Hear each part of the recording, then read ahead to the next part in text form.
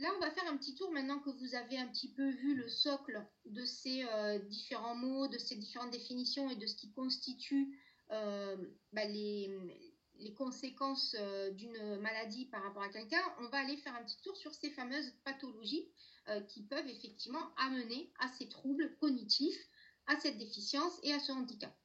On va commencer d'abord par la maladie d'Alzheimer. Alors, la maladie d'Alzheimer, c'est une maladie neurodégénérative. Donc ça, c'est un terme aussi qu'il faut pouvoir utiliser quand on est en VAE ou en formation. La maladie neurodégénérative, c'est des maladies qui atteignent le cerveau et notamment les neurones. Alors nous, on est en fait constitué comme un ordinateur. Finalement, les ordinateurs ne sont qu'à notre image.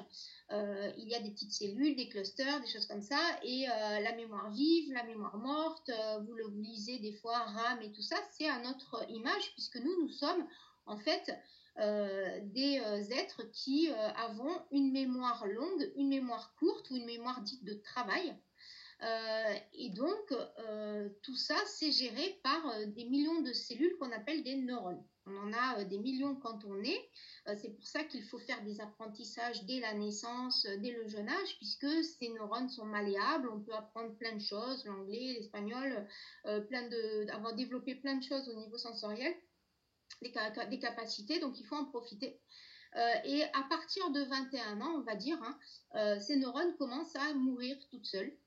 Bien sûr, on en a des millions, donc ça ne se voit pas, mais elles commencent déjà leur dégénérescence naturelle. C'est pour ça que quand on arrive à un certain âge avancé, 70, 80, un petit peu plus, on commence à avoir des difficultés cognitives. On a vu ce que c'était tout à l'heure, au niveau de la perception, au niveau de la mémoire, sans parler de pathologie. Mais c'est normal, parce que ces neurones, en fait, elles viennent, on va dire, commander différents aspects. L'aspect sensoriel au niveau physique, c'est-à-dire je peux, voilà, au niveau du goût, au niveau de la vision, au niveau de l'ouïe. Il y a aussi voilà, des neurones qui sont en lien avec les papilles gustatives. C'est pour ça qu'on parle de stimuli par rapport à ces papilles gustatives et qui vont nous aider à ne pas faire de fausses routes. Mais des fois, voilà, dans certaines pathologies ou quand on devient un petit peu plus vieux, on a du mal à se rendre compte qu'il y a des goûts, des choses comme ça. Ça peut créer aussi des fausses routes, des choses comme ça. On va voir comment ça s'accentue avec les pathologies. Donc voilà, donc toutes ces neurones, elles viennent me commander un petit peu partout. Et des fois, quand je commence à ne plus en avoir beaucoup parce qu'elles commencent à vieillir, même si ça reste quand même des milliers de neurones, je commence à en ressentir les effets.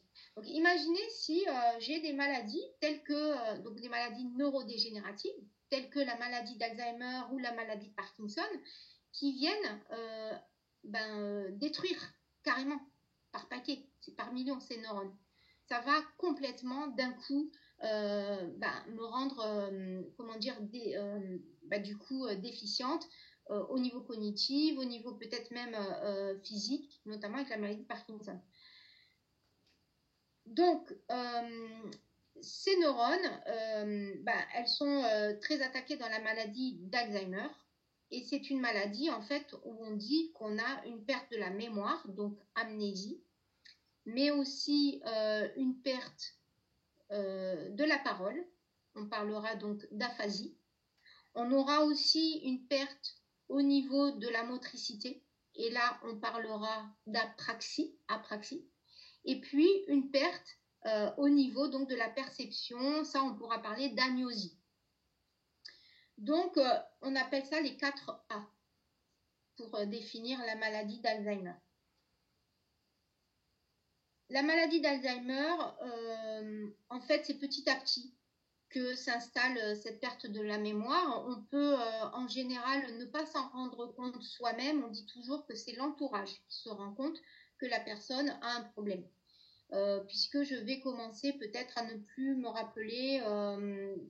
En fait, c'est une notion de concept. C'est pas qu'une question de j'ai oublié mon café sur le feu. On peut très bien à 40 ans oublier son café sur le feu parce que on est submergé d'informations, de choses à faire, on est troublé, donc du coup ça percute dans la mémoire. Il ne faut pas s'inquiéter non plus parce qu'on a oublié son café sur le feu. Mais il y aura aussi une perte conceptuelle, c'est-à-dire je peux à un moment donné à un repas dire ah tiens passe-moi ma chaussure, passe-moi le sel. Je vais commencer à avoir des pertes comme ça aussi qui peuvent être de l'ordre du concept et ne plus savoir qu'un stylo c'est un stylo ou que ça se nomme un stylo au début.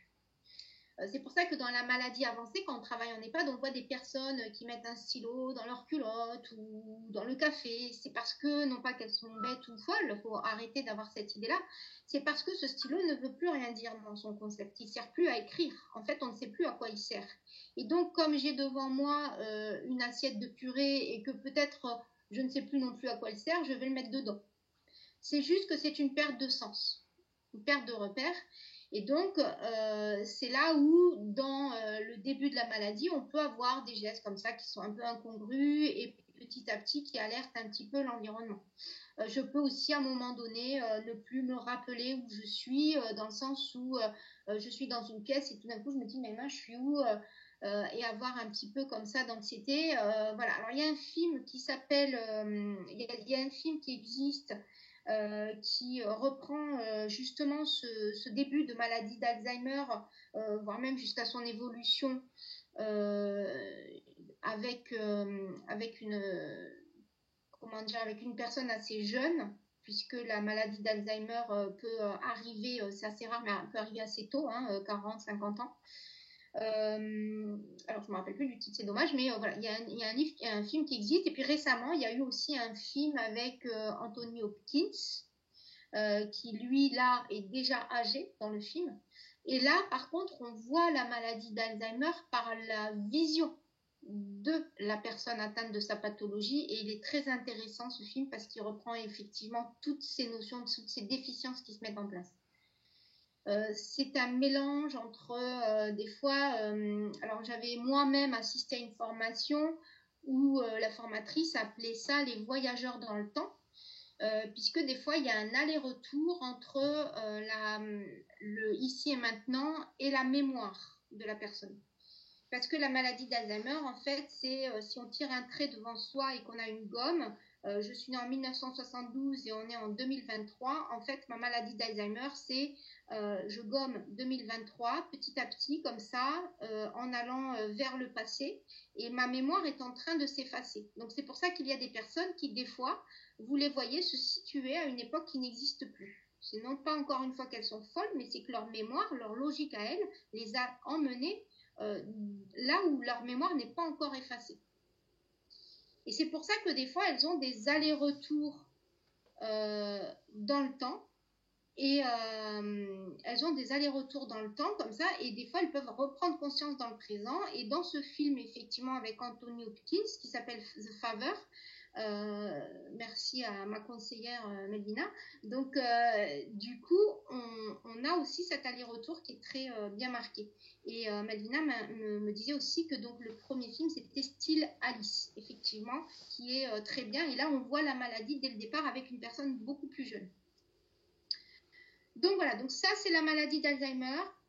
Les conséquences, bien sûr, si perte de repères, je peux ne plus savoir comment m'habiller, je peux aussi du coup me mettre en danger, sortir, c'est pas tant des fugues, c'est le fait que je sorte et je sais plus où je suis, je peux vouloir rentrer chez moi, parce que pour moi j'ai un chez moi à ce moment-là dans ma mémoire, sauf que je suis en EHPAD et c'est pour ça qu'on ne trouve pas, voilà, ça peut être ça. Ça peut être aussi, donc on a dit aphasie. Pourquoi? Non pas parce que je ne sais pas parler. Ceux qui travaillent auprès de personnes Alzheimer, même en EHPAD, j'ai pu assister à des conversations de personnes Alzheimer entre elles où moi je ne comprenais rien, puisque c'était plutôt des onomatopées, abele, ce genre de choses, pour les personnes très avancées. Une vraie discussion entre elles, mais elles se comprenaient à fond, quoi. Et moi non. Et limite, je les dérangeais. Parce que il faut savoir que dans la maladie d'Alzheimer, il y a quelque chose qui ne se perd pas au niveau de la mémoire.